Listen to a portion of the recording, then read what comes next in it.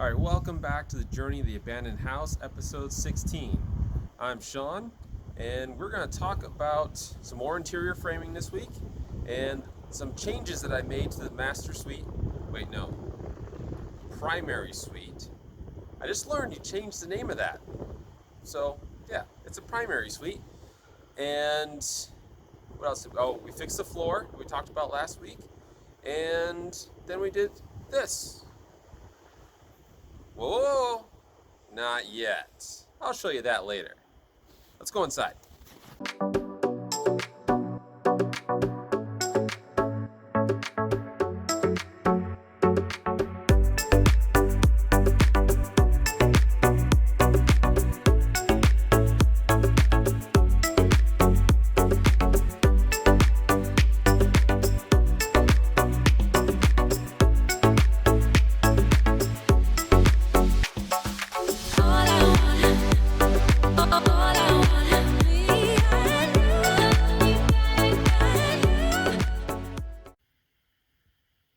All right, so here's the entrance to the primary suite. You can see now we've got it completely studded out both ways. So this wall is finished. And as you enter, it goes right into the primary closet, which is going to be wide enough now to support hanging clothes on this side and shelving on this side. Or, Nick pointed out today, it could be used as a nursery. I'd have to look at the codes for that to verify, but you know, maybe. That's finished. They studded out. And then over here we have the primary bath. This is where I made a whole bunch of changes. So I originally put the luan down.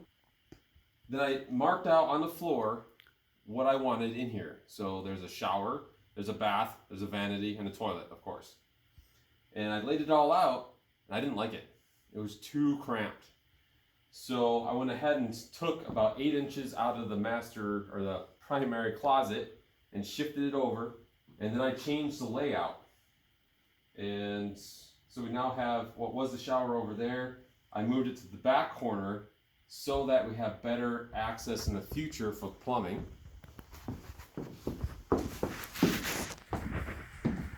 So this will be the shower. And then you come out, there'll be a closet here, there'll be the toilet here, a double vanity here, and then a standalone tub right there. So that you can be in your tub, admiring your wonderful view. And then, over here is where we did the floor.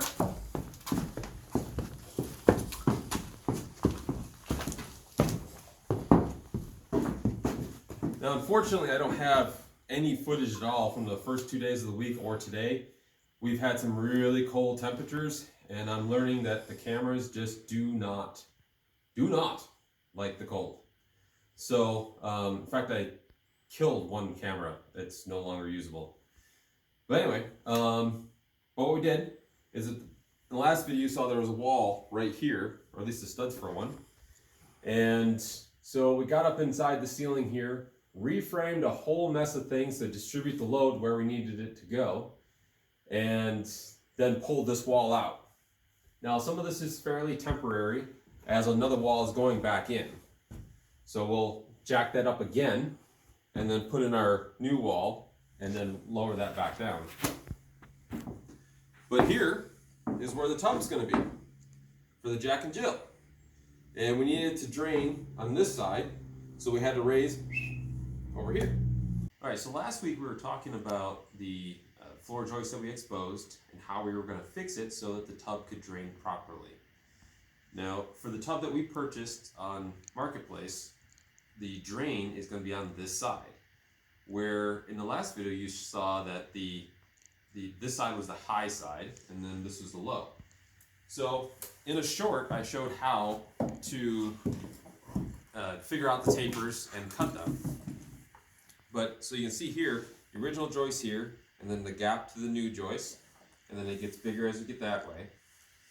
And then because it's a bathtub, you want to make sure you got plenty of structure directly underneath the foot of the tub itself. So this tub has 4 feet underneath it in these locations. So I doubled up blocking in both those locations, transferring all the load to the joist that we put in.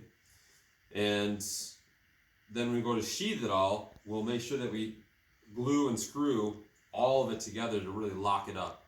And they'll have the minimum amount of flex once the tub is filled and with a person in it. So you want to be careful of that when you're doing your own bathrooms. And then we also decided that pulling this wall out completely was the way to go. That did 2 things for us. One, it helped us for getting siding out that window because we worked on that, and allowed us to get more blocking in and ledger the new joist up over the sill plate that was there. Really transferring the entire load to the foundation and not just sistering in. And when you have these older frames, you got to be concerned about how the sister or the rafter itself is rabbeted over the top of the sill, because this will become a crack point here. So when you put a sister in and it doesn't go over that same ledger point, you're going to have a problem with that cracking.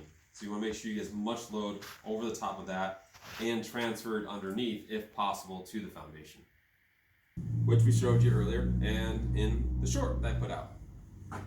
So that's all finished. It took a hell of a lot of blocking.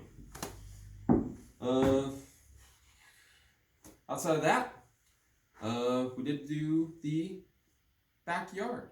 It is finished. All of the siding, trim, everything is done back there. The only thing I have left to do on the back side of the house is put the garden hose petcock in. That's it. So I'm gonna call that 99.9% finished.